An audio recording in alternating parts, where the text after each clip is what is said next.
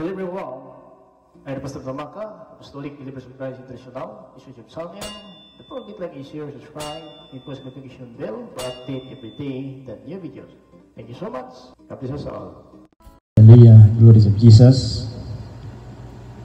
Magandang umaga po sa lahat, no, sa ating mga viewers ngayon dito po sa ating YouTube channel, sa Facebook. Naway ang kapayapaan at habag biyaya ng Diyos ay sumasa atin sa pamamagitan ng ating Panginoon Hesus Kristo. Ang tema nato mag-isuon na sa Roma 14 verse 9. Ang sabi sa Pablo, mga batid, ganito po. Ito ang dahilan kung bakit namatay muli. Namatay at muling nabuhay si Kristo para maging Panginoon siya sa mga buhay at mga patay. So, ang namatay si Kristo talaga, no? Ang anak ng Diyos. Itong dahilan, ang sabi nito, hallelujah, ito ang dahilan kung bakit namatay at muling nabuhay si Kristo para maging Panginoon siya sa mga buhay at mga patay. Kasi pagbalik niya, kung tayo natulog sa labok na, babangon tayo. At tayo mga buhay pa natitira, aagawin tayo sa lapaap. Ayon po sa 1 Thessalonians chapter 4 verse 17. Na tayo mga buhay pa natitira, aagawin natin sa lapaap. Salubong tayo sa Panginoon doon sa lapaap at dalhin tayo sa kanyang kaharian magpakailanman. So, sino po? Kapatid? Ito po mga kay Kristo lang po. Mga bautismado po ito sa pangalan ng ating Panginoon Kristo. So, yan po ang napakaliwanag po. 2 Timothy in chapter 1 verse 10. Ito mga kapatid, ang sinabi po ni Apostol Pablo sa 2 Timothy in chapter 1 in verse 10. Ang sinabi sa Pablo, ngunit, nahayag lang ito nang dumating si Kristo Jesus na ating tagapagligtas, na tinanggalan niya ang kapangyarihan ng kamatayan at pinahayag sa atin ang buhay na walang hanggang sa pamamagitan ng magandang balita. So, ang buhay na walang hanggang sa pamamagitan ng magandang balita, hindi sa relihiyon. So, lahat tayo may relihiyon. Pero ang buhay na walang hanggang, ay ito po ay nanggagaling sa magandang balita. Wala sa relihiyon. So, maliwanag po nito na si Kristo Jesus ating tagapagligtas. Ngunit, nahayag lang ito nang dumating si Kristo Jesus na ating tagapagligtas. Tinanggalan niya ng kapangyarihan ang kamatayan sapagkat siya nagsabi si Apostol Pablo sa Hebreo 2:14 na ang mga anak ng Diyos na tinatawag ay mga anak ng tao. Ay naging tao din si Jesus para sumigitan ang kanyang kamatayan sa cross, lupigin niya ang kapangyarihan ng dyablo na siyang kamatayan. So tama, si Apostol Pablo na naparito at tinalo niya ang kapangyarihan ng kamatayan. So yan mga kapatid ang kasiguruan. No? Sa Hebreo 2:14, yun talaga sinabi si Pablo na kung ang tinawag na anak ng Diyos ay mga anak ng tao, siya din naging tao. At yamang mga anak ng Diyos na binabanggit niya na mga tao ay may laman at dugo, naging tao rin si Jesus upang sa pamamagitan ng kanyang kamatayan ay lupigin niya ang dyablo na siyang kapangyarihan ng kamatayan. So, totoo po. Tanda po natin, hindi pa pala natatag ang salimutan, pinili na pong anak ang Kristo na ating tagapagligtas. Kasi kung hindi siya namatay sa cross, pahamak tayo. Siya ang nagpapako sa cross, hindi po tayo. Kaya naligtas tayo sa kapangyarihan po ng ating Diyos Ama na siya po ang plano bago pa ginawa ang sanlibutan ay ang anak pala ay kanya na pong pinili para po sa atin. Kolosas 1:15. Si Kristo ang larawan ng di makikitang Diyos. Bakit? Pag pinaralan si Jesus, napangalan pong Ama. Kasi, nang naisilang po si Jesus sa sinapunan ni Maria, yung pangalan ni Jesus na yan, yung po ang pangalan ng Ama, na dala po ng anak. Si Kristo ang larawan ng Diyos na hindi makikita. Siya ang may kapangyarihan sa lahat ng linikha. So, kaya ang sabi niya sa Mateo 10:40, mga batid, na sabi niya, ang tumanggap sa inyo, tumanggap sa akin.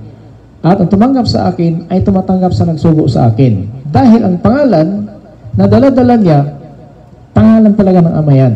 Kaya ang sinabi niya, ang tumanggap sa inyo, tumanggap sa akin. At ang tumanggap sa akin, tumatanggap sa nagsugo sa akin. Isa Matthew chapter 13 in verse 40. So maliwanag po. So mga kapatid, sa 2:9, dito sa Colossus din, sa 2:9. Kaya huwag kayong magpadala dahil ang kapuspusan ng Diyos ay nananahan sa katawan ni Kristo. So huwag na po tayo magpaligaw, magpadala kung sino man. Kasi totoo nga na ang kapuspusan ng Diyos nananahan po kay Kristo. Bakit? Dala-dala talaga niya ang pangalan ng Ama. Kaya pag pinarangalan ang pangalan na Jesus, na pangaralan po ang Ama. Kaya dala-dala po niya. Pag tawagin mo si Jesus, Ama po ang tinatawag natin. Pero ang Kristo, anak siya ng Diyos. So ganun po ang mga batid, sinabi po ng Biblia. Dahil po sa Genesis 1:26-27, lalangin natin ang tao tulad na ating kawangis. Kaya nga, pagka silang po ng anak, talagang dala-dala niya ang larawan ng Diyos tulad natin. Kasi ang ating mukha ito ng Diyos. Kaya lang may maitim, may puputi na ngayon, mga kapatid, pero galing isa lang po ang pinagmulan natin sa Genesis 1:26. Lalangin natin ang tao tulad na ating kawangis. Kaya, dapat, sabihin ni Apostol Pablo, na ang kapuspusan ng Diyos ay nasa anak. Bakit? Pangalan po. Sa Ama po yan. Pag nagsalita po ang anak, galing sa Ama. So lahat po talaga, naparangalan po ang Ama dahil po sa anak. At naparangalan ng anak dahil po sa Ama. Kasi, binigyan siya ng kapangyarihan, binuhay niya si Lazaro, 4 na araw na po sa libingan. Ang sabi niya kay Maria, nasaan yung sinunlibing? Sabi ni Maria. Sabi ng kapatid Lazaro, Panginoon, 4 na araw na po siya ngayon nalibing. Nangangamoy na po siya. Nangangamoy na po siya, Panginoon. So yun po ang sinabi po ni Marta, ni Maria, kay Panis Cristo. Pero dahil po may kapangyarihan po siya, kaya po siya nalangin, Ama, mga batid, dito sa 11, ito po sa John, chapter 11, in verse 27 to 30. Pakinggan natin, ha? Ito mga batid. Sabi nito, sumagot si Marta, Opo, Panginoon, sumampalataya po ako na kayo po ang Kristo, anak ng Diyos. At ang hinihintay namin na darating sa mundo. 28. Pagka sinabi niya nito, bumalik si Marta sa bahay nila at tinawag niya ang kanyang kapatid na si Maria. At binulungan na narito ang guro na tumawag sa kanya. 29. Na narinig ito ni Maria, dali-dali siyang tumayo at pinuntahan si Jesus. 30. Hindi pa nakarating si Jesus sa Bitanya, naroon na po sa isang lugar kung saan sinalubong niya si Marta. 31. Na nakita na ang mga nakikiramay ng mga Hudyo, tumayo si Marta sa dali-dali at lumabas at sinundan nila ang pagkaakala nila, pumunta sila sa libingan upang doon sila manangis. Pagdating ni Maria, tignuran ni Jesus, lumuhod siya sa harapan nito at sinabi, Panginoon, kung narito ka pala lamang, hindi sana mamatay aking kapatid. 33. Nabagabag ang puso ni Jesus at naawa siya na nakita niyang umiyak si Maria, pati ang kanyang kasama, itong mga Hudyo. 34. Tinanong sila ni Jesus, saan ba niyo siya nilibing? Sabi ng Panginoon, sabi niya, halik kayo, tingnan niyo po. Umiyak si Jesus. Pag-iyak na ating Panginoon Kristo, 36. Kaya sinabi ng mga Hudyo, tingnan ninyo kung gaano niya kamahal si Lazaro. Pero sinabi ng iba, hindi ba pinapagaling niya ang mga lalaking bulag? Bakit hindi niya mapigilan ang kamatayan ni Lazaro? 38. Muli nabagabag ang puso ni Jesus, kaya pumunta siya sa libingan kay Lazaro. At ito sa kuiba at tinakpan ito ng malaking bato. At pagdating nila roon, sinabi ni Jesus, alisin ninyo ang bato. Sumagot si Marta, ng kapatid ng namatay, Panginoon, tiyak na nangangamoy na po siya ngayon. 4 na pong araw siyang nakalibing.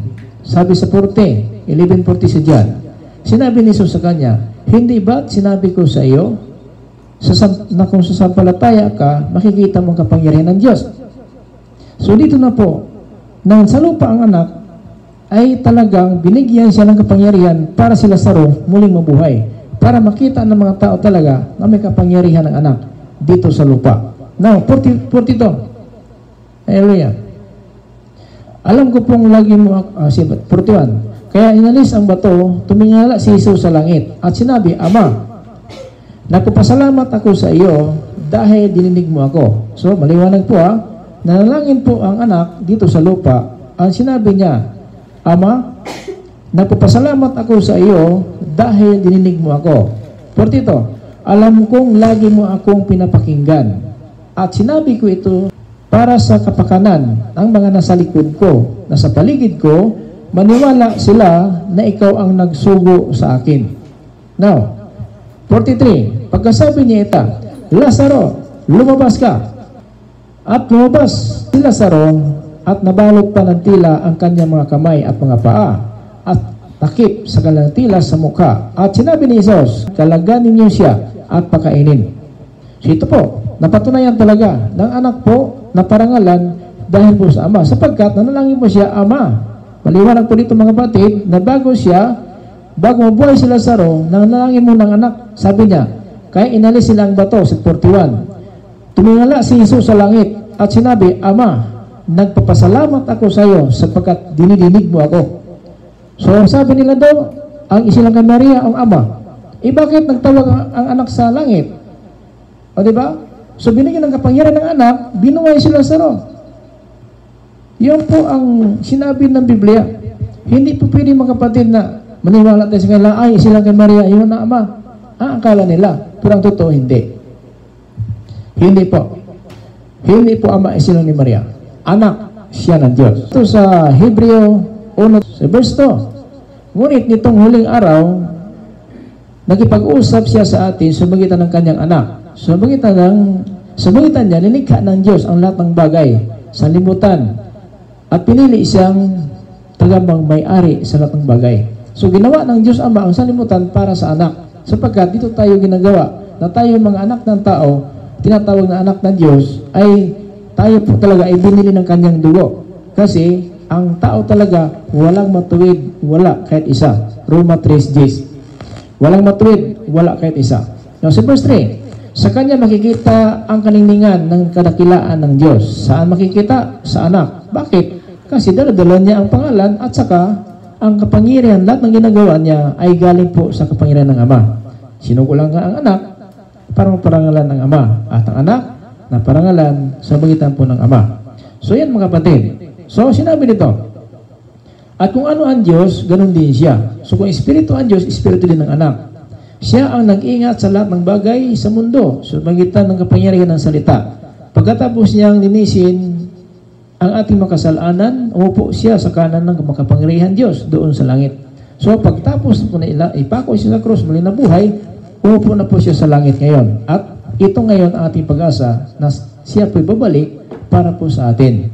So maliwanag po na nasa kanya ang kaningningan at kadakilaan ng Diyos sa anak. Kasi dala ang pangalan ng Ama, salita ng Ama, sinasabi lang po niya kung bakit bakit binuhay si Lazaro, dahil po siya na langin, Ama, nagpapasalamat ako sa iyo dahil pinapakinggan mo ako. Kaya pag sabi niya, Lazaro, lumabas ka dyan, lumabas ang patay. Kasi po, binigyan siya ng kapangyarihan ng Ama. So yun po mga kapatid, hindi pwede na angkinin siya ang Ama. Salungat po sa katotohanan yan. Kung sabihin natin ang anak naging ama, hindi mangyari yun. Sabi nila, Pastor, sa tao, hindi process magawa ng Diyos. Ang lahat ng bagay. Kaya nga, siya lang pong anak sa sinupunan ni Maria. Sino bang tao makabalik sinupunan ng ina niya kung siya lang, hindi po sa Diyos? Kaya nga, sinugo po ang anak. Nagawa nga ng Diyos. Sabi niya, Pastor, kung sabihin mo ni pwede maging ama ang anak, makaya ng Diyos gawin yun, ang anak maging ama. Hindi pwede kasinungalingan po yan. Katuwiran na yan na sabi nila, Pastor, di ba magawa na yung lahat ng bagay? Kaya nga, naisil na po ang anak sa sinupunan ni Maria. Kaya mo yun, pumasok ka sa sinupunan ng ina mo. Di ba hindi? So kaya ng Diyos talaga, pinaparitong anak para makilala natin ang Ama. Yun po, hindi kasi sabihin na gawin natin na, kasi may katuwiran po sinabi sa akin. Kaya Pastor, bakit nasabi mo na anak pa ako sa cross, anak ng Diyos? Yun po siya ng Biblia. Yan di, Pastor. Ama talaga ang Diyos talaga napako sa cross? Kung hindi talaga mangyari, na napako ang Diyos. Sabi niya, di ba, Pastor, ang sabi ng Panginoon, magawa niya lahat ng bagay. Oo nga, magawa niya lahat ng bagay, pero hindi sinasabi na napako sa cross ang Diyos. Ikaw ba nagplano para maparito ang anak? Di ba ang Diyos? So nagawa ng Diyos lahat ng bagay. Kaya nga, bago palikan sa liputan, mga kapatid, ay talagang, yun na po ang sinabi Biblia, bago ginawa ang mundo, ay pinili na po si Kristo na naging nagpagligtas po natin. Yun po ang ibig sabihin. Kaya natin masabi na magawa talaga ng ama na maging anak siya. Walang mabasa. Kung mayroong mabasa kayo, talo ako. Oh, mabasa ba natin ng ama naging anak? Wala. Isang talata man. From the Old and New Testament, walang mabasa. Pero maraming mabasa na ang sinuko sa liputan, anak ng Diyos. Sabi nila, Pastor, ama talaga sinabi, si Kristo taga Diyos tagapagligtas. Totoo po yan, sapagkat sinabi sa 1 Peter chapter 1 verse 20, bago ginawa ng Diyos ang sanlibutan, pinili na pong anak na maging tagapagligtas po natin. So tama lang si Tito. Oh, tama lang sa 2:13. Naghintay tayo ng dakilang Diyos tagapagligtas, si Kristo. Bakit? Nagkakumbahin na po ang Jesus Christ. Samantala, ang dala po na bigay po ng anghel, Jesus lang. Kasi sila po, noon pala magkasama na po ang ama at anak. Pinipili na anak nagpapako sa cross, yung ama lang ang parangalan. Kaya pag tinanggap natin ang bautismo in the name of Jesus Christ, napatawad tayo. Sa pangalan ng Isos, luluhod ang lahat sa langit sa lupa, ilalim ng lupa.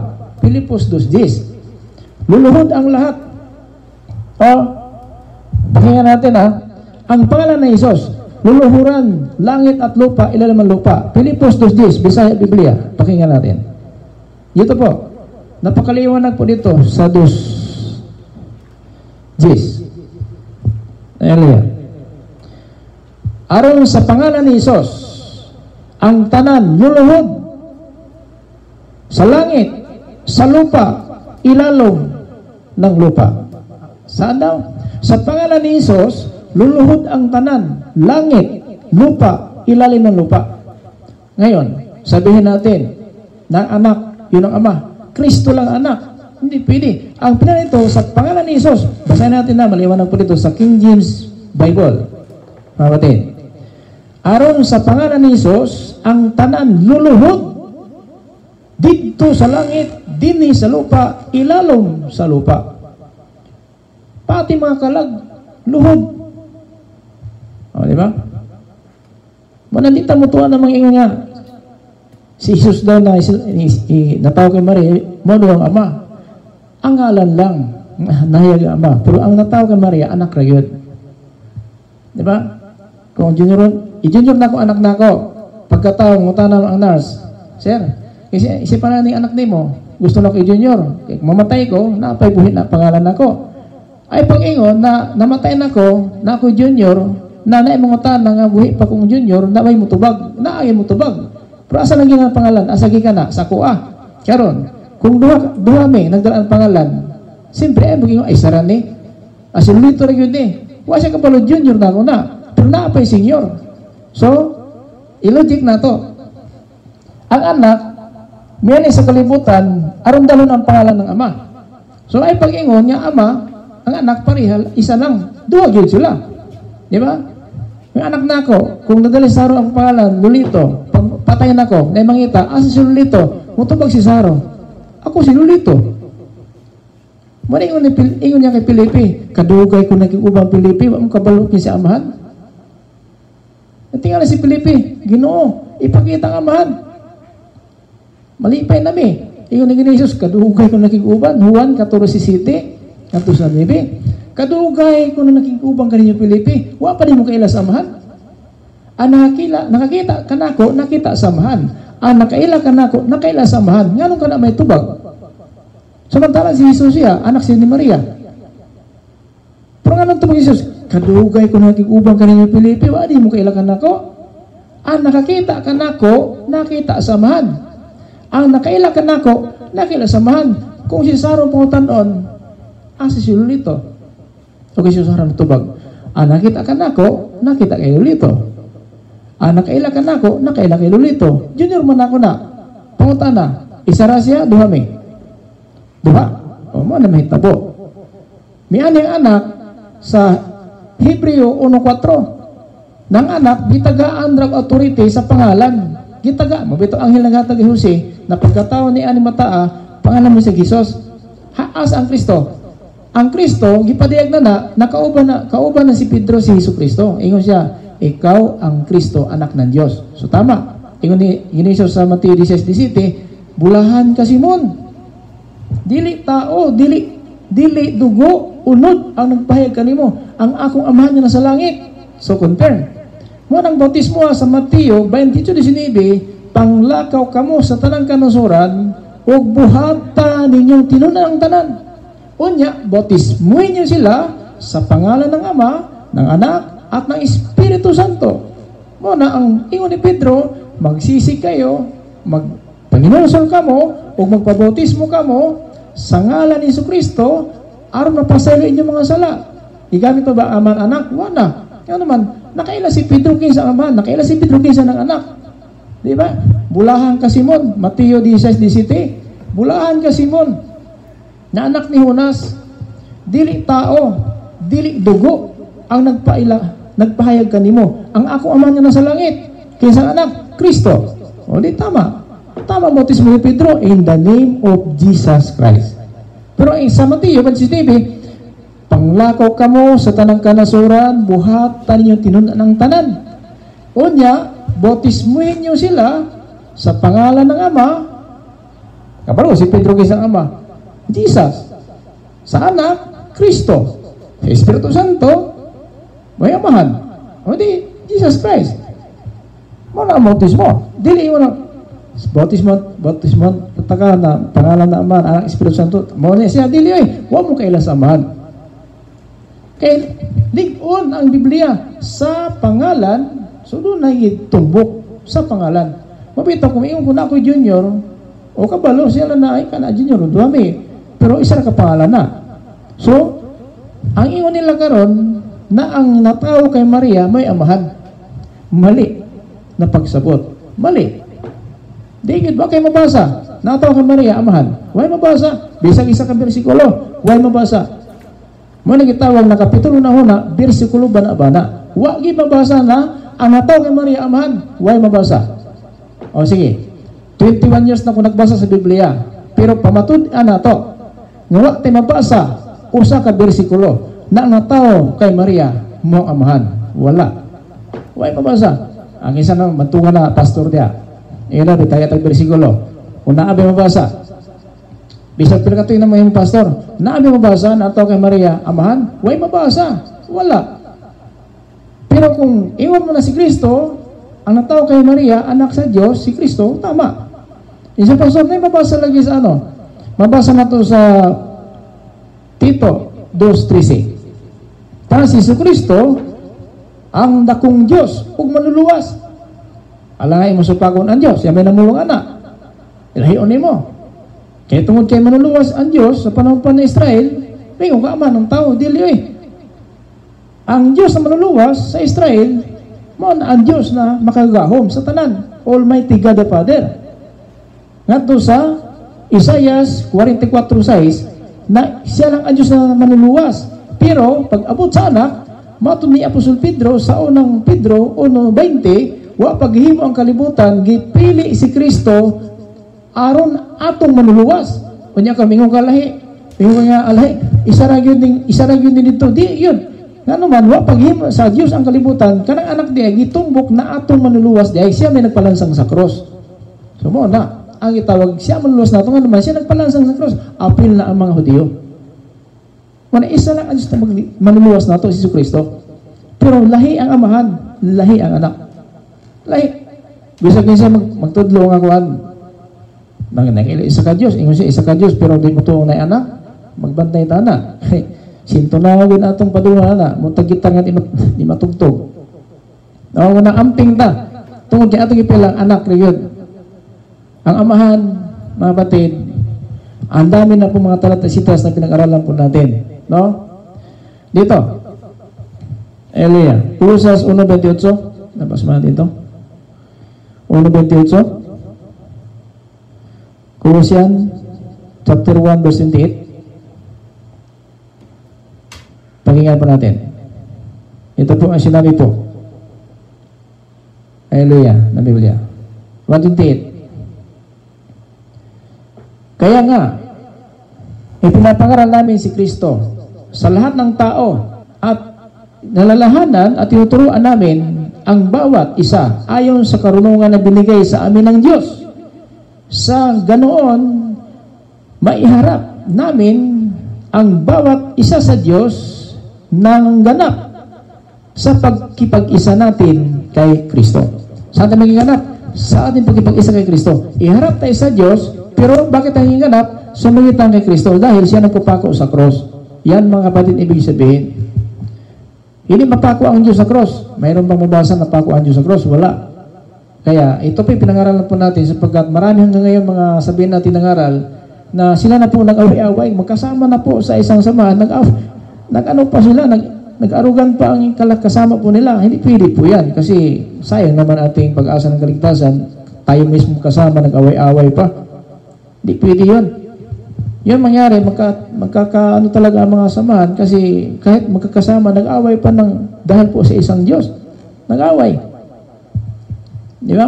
So mahirap na mga kapatid. Na sinabi ito sa Mateo, chapter 10:40, na ang tumanggap sa inyo, tumanggap sa akin. At ang tumanggap sa akin ay nakatanggap sa nagsugo sa akin. So maliwanag po. Sa 13:20, ganoon din ang sinabi ng Panginoon, mga kapatid. Sa 13:20, sinabi ko sa inyo totoo, ang tumanggap sa taong sinugo ko ay tumatanggap sa akin. At ang tumanggap sa akin, nakatanggap ng nagsugo sa akin. So bakit ganoon? Ang sabi, tinanong mo, Pastor, di ba? Sabi niya, tinanong Pastor, tumanggap sa akin, nakatanggap sa nagsugo sa akin. Hindi alam, yung pangalan yung tinutukoy niya, yung pangalan ng dala niya, yung pangalan ng Jesus. Kapag tinanggap natin ang anak, tanggap natin ang ama. Hindi sinasabi na isa lang talaga ang ama, yun ang anak. Hindi po. Ang sinabi ng Kristo sa John 10:30, I am my Father are one, ako ama isa lang, dahil po, yung pangalan talaga niya ay ama, sa amay po yan. At sa kanyang salita niya, galing po sa ama. Kaya kung ano sinasabi ng ama, sinabi ng anak. Kaya sinabi niya, ako ama isa lang, dahil ang pangalan niya nadala sa ama po yan. Isa John 10:30. So yan po mga kapatid, hindi po tayo malito sapagkat ang Espiritu Santo ay nagtuturo po sa atin. Kaya tapos sa Lucas 10:16, ganun pa rin. 1 John chapter 2, mga kapatid, verse 22-23. Ganun pa rin. Pag tinanggap natin ang anak, natanggap natin ng ama. So, ganun po yan ibig sabihin. Huwag sabihin na isa lang talaga anak, naging ama at ama, naging anak. Hindi po. Mali po na pag-aral yan. Tandaan po ninyo, malaki po ang pananagutan natin pag ganun po ating aral. Hindi po yung katanggap-tanggap sa Diyos na baguhin at ibahin natin sa Espiritu Santo ang ating aral. Ang sinabi sa 1 John chapter 2, 22-23, at sino ba ang sinungaling? Ang mga tang sasabing si Jesus ang hindi ang Kristo. Tagapagligtas. Tama. Naniwala po tayo na si Jesus talaga na tagapagligtas na siya ang Kristo. Siya ang Antikristo na ayaw nilang kilalanin ang ama at anak. Ito na. Ang Antikristo pala, hindi nila kilalanin ang ama at anak. Doon na tinutukoy. Pero may nakakilala ngayon, ama lang, pero anak hindi kinikilala. Ang sabi nito, Antikristo pala yun, Antichrist. Kasi, bakit tinawag Antichrist? O mga batid, ito po. Bakit tinawag ang tao Antichrist? Ano ibig sabihin ng Antichrist? Mga batid. Ang ibig ng Antichrist, salungat tayo sa aral ni Kristo. Yun po Antichrist. Kahit anong religion, kapag salungat ang aral natin sa mga apostol, Antichrist ang sinabi ng Apostol Juan. Sino ba ang sinungaling? Sinungaling ha, mga Antichrist, sinungaling, yun po sinasabi. Ang mga taong sasabi, hindi si Jesus ang Kristo. Hindi si Jesus ang tagapagligtas. Ito po, ang sinabi ng Apostol Pedro sa 1 Peter chapter 1:20, bago pa ginawa ang sanlibutan, pinili na pala si Kristo na ating tagapagligtas. Tama. Siya po sinilantayan ni Maria, tinatawag ni Jesus na ating tagapagligtas. Pero ang sinabi ito, ayaw nilang kilalanin ng ama at ang anak. So dalawa po tinutukoy dito. Tanungin natin, Pastor, kilala mo ba ang ama? Sabi niya, oh Pastor, kilala ko, si Kristo. Kilala mo bang anak? Sabi nila, hindi. Walang anak, Pastor. Yun ang ama. Ayan. Ingat tayo sa araw na yan. Kasi ang sabi ito, itong Antichrist, hindi nila kilalanin, ayaw nilang kilalanin ng ama at ang anak. Verse 23, ang taong kumilala sa anak, ang sabi ito, ang taong hindi kumilala sa anak, hindi sumasa kanyang ama. Ngunit, ang taong kumilala sa anak, sumasa kanyang ama. Bakit? Pag kilala mo si Jesus, kilala mong ama. Tama sinabi niya, tumanggap sa inyo, tumanggap sa akin. Ang sabi niya kay Felipe, ang nakilala sa akin, nakilala ng ama. At nakita sa akin, nakita ng ama. Bakit? Siya po talaga, mga kapatid, na parito para makilala ang ama. Ayon po sa 1 John 5:20. Maliwanag ang Biblia. Mga kapatid. At ang bumuhay ulit ng ating Pinagkristo, ang Diyos. Tanda po natin. Hindi po ang anak ang bumuhay sa kanyang sarili. Ang bumuhay sa anak muli, ang ama, ang Diyos. Pakinggan na natin to, huwag tayong maligaw. Isa 1 Peter 1:21. Pakinggan natin dito. Si Apostol Pedro din ang nagsabi dito. Sa 1:21. Sa bagitan niya, sumampalataya kayo sa Diyos na muling bumuhay at nagpaparangal sa Kanya. Ang nagpaparangal sa anak, ang Diyos na muling bumuhay sa Kanya. Kaya nga, pananalig niyo sa Diyos at umaasa kayo sa Kanya na muli niya rin tayong bubuhay at parangalan. So ito maliwanag po, ang bumuhay sa anak, ang Diyos. Hindi po siya ang buhay ng sarili niya. Kasi, kung siya talaga ang Diyos, masulat sa Biblia, ako ang bumuhay sa akin. Wala. Ang bumuhay sa anak, ang Diyos. Ito maliwanag sa 21. Sa pamagitan niya, sumampalataya kayo sa Diyos na muling bumuhay sa Kanya. Siya bumuhay sa Kanya, hindi sinasabi, sumampalataya kay Kristo na siya ang bumuhay sa Kanyang sarili. Hindi po, ang Diyos ang bumuhay sa anak. Pakinggan natin ang Biblia. Maliwanag po dito. Nagpaparangal sa Kanya. Kaya nga, nagparangal lang pong anak dahil po sa ama, sapagkat siya ang buhay kay Lazaro mula sa libingan, apat na araw na po siyang nalibing. So, naparangal lang po dahil po sa ama, may kapangyarihan talaga anak, pinapalaya sa demonyo, napapagaling ng sakit, dahil po sa ama, nakasama niya. Now, sinabi ito mga batid, kaya, ang pananalig niyo ay sa Diyos. At umaasa kayo sa Kanya, muli niya rin kayong bubuhayin at parangalan. So yun po ang sinabi ng Biblia. So yan mga kapatid ang ibig sabihin. So meaning, kailangan natin malaman kung ano talaga ang totoo. Para hindi maligaw. Kasi marami talaga ang mga tao nagtuturo, pero mag-ingat lang tayo. Wala na po tayong pinagmalaki nito, kundi maliwanag po na ang bumuhay po sa anak, ang Diyos, mga kapatid. Colossus 2:12. Pakinggan natin. Colossians chapter 2 verse 12. Elia.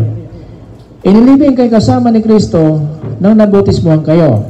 Dahil na kay Kristo na kayo, muli na kayong binuhay na kasama niya. Dahil nananalig kayo sa kapangyarihan ng Diyos na muling bumuhay sa Kanya. Sa bumuhay po, mga kapatid sa anak, ang Diyos na makapangyarihan. Kaya hindi pwede, mga kapatid, nasabihin natin ng ama, siya ang anak. At ang anak, siya ang ama. Hindi po. Kasi, ang bumuhay sa anak, ang Diyos na kanyang ama, na ating ama. Ang sabi niya sa John 20 verse 17, inyong Diyos, aking Diyos, aking ama, inyong ama. So, yan po bumuhay sa anak, ang Diyos, mga kapatid. So, maliwanag po. Roma 6:4. Punta tayo sa Roma. Malapit na matapos, mga kapatid. Kunting verse na lang. 6:4 sa Roma. Kaya noong binautismuhan tayo, namatay na tayong libing kasama niya. Kung paanong binuhay muli si Kristo sa pamamagitan ng dakilang kapangyarihan ng Ama, tayo rin ay mabubuhay at sa pamumuhay. So maliwanag po ang buhay po ng anak, kapangyarihan ng Diyos Ama. Kaya hindi pwede mga kapatid, sabihin natin na yung anak, yun ang ama, at ang ama yun ang anak. Mali na aral. Baguhin po ninyo ang direksyon na aral para hindi mapahamak sa impyerno. Kasi ang sabi sa Pablo, sinumpa ang nangaral na ibang aral. So, kung ibang aral natin, sumpa ang ating kantungan. At kung sinumpa tayo, walang maasahan na kaligtasan. Tandaan po natin, walang maasahan na kaligtasan kung sinumpa tayo ng Diyos. Kasi, maliwanag ang Biblia na tayo mga manampalataya, mga batid, ang totoo na Iglesia ng Diyos. So maliwanag po ang bumuhay po sa anak ang kapangyarihan ng Diyos. Kaya noong binautismuhan tayo, namatay na tayong nalibing kasama niya. Kung paanong binuhay muli si Kristo sa magitan dakilang kapangyarihan ng Ama, tayo rin ay bubuhayin at mumuhay ng bagong buhay. So yun po sinabi ng Biblia. So kaya maliwanag po wala pong sinabi sa Biblia na mismo siya ang bumuhay sa kanya, kundi ang bumuhay sa anak, ang Diyos na makapangyarihan na iyang Diyos at ating Diyos. No? Ang sabi niya sa John 20 verse 17. Ang sabi niya kay Marta, puntahan mo ang mga kapatid ko, babalik na ako sa aking Diyos at inyong Diyos, aking Ama at inyong Ama. So yan po, maliwanag po ang Biblia na ito po pinatunayan na bananaklat. Mga kapatid, habang na tayo po sa libutan ay tinuturuan tayo ng tama, huwag tayong maligaw ng tagapagturo, mga kapatid, na hindi po ayon sa katotohanan. Napakinggan sa Gawa, chapter 2:32. Maraming talata po dito na pupatunay na ang bumuhay po sa anak, ang Diyos lang talaga. 2:32. Pakinggan natin sa Gawa. Ito po. Ang kanyang tinutukoy ay walang iba, kundi si Jesus na muling binuhay ng Diyos. At kaming lahat ang saksi na muli siyang nabuhay. So, maliwanag po na ang bumuhay, mga kapatid, sa ating Panginoon Kristo, ang Diyos. Hindi sinasabi na ang bumuhay sa Kanya ang Kanyang sarili. Ang Diyos ang bumuhay sa Kanya. Yan po ang sinabi ng Biblia. Now, dito mga kapatid, sa 1 Corinthians chapter 6:14, ito po, maraming talata po ito mga kapatid, patunay na ang Diyos ang bumuhay sa anak. 14, ang katawan natin muling binuhay ng Diyos na sa huling araw tulad ng ginawa niya sa ating Panginoon. So ang katawan natin muling buhay ng Diyos tulad ng ginawa niya sa ating Panginoong Hesus. So maliwanag po, hindi po siya ang bumuhay ng sarili niya, ang Diyos po ang bumuhay sa anak. Para malaman natin, kaya huwag tayong magpaligaw. Delikado po ating kantungan kung ang aral po ay magkaiba sa mga apostol. Then, dito sa John 11:39-44. Ito magtapos. Last verse. Hallelujah. 11:39-44. Dito po sa John. Hallelujah. Pagdating niya roon, sinabi ni Jesus, alisin ninyo ang bato. Binasa natin kanina. Sumunod si Marta na kanyang kapatid, Panginoon, tiyak nangamoy na po siya ngayon. 4 na araw na po siyang nakalibing. 40. Sinabi ni Jesus sa kanya, hindi ba sinabi ko sa inyo na kung sumampalataya kayo ay makikita ninyo ang kapangyarihan ng Diyos? 41. Kaya inalis nila ang bato at tuminangala si Jesus sa langit, Ama, nagpapasalamat ako sa iyo dahil dininig mo ako. Alam kong lagi mo akong pinapakinggan. At sinabi ko ito sa kapakanan ng mga nasa paligid ko upang maniwala sila na ikaw ang nagsugo sa akin. 43. Pagkasabi niya rito, sumigaw siya, Lazarus, lumabas ka. Verse 44, at lumabas nga ang patay na si Lazaro at binalutan ng tila ang kamay at paa at takip ng kanyang tila ang kanyang mukha. Sinabi ni Jesus sa kanila, kalagan niyo siya at pakainin. So yun po ang sinabi ng Biblia. So maraming salamat mga kapatid sa lahat ating mga viewers ngayon. Dito po si channel sa Facebook. Naway kapayapaan at habag yan ng Diyos ay sumasa atin lahat. So magitan ng ating Panginoon Kristo. Ito po yung lingkod kay Kristo Jesus, Pastor Maka Apostolic, Believers of Christ National. Sabi sa isa, grace, mercy, in peace. We church Jesus Christ. Amen. Amen.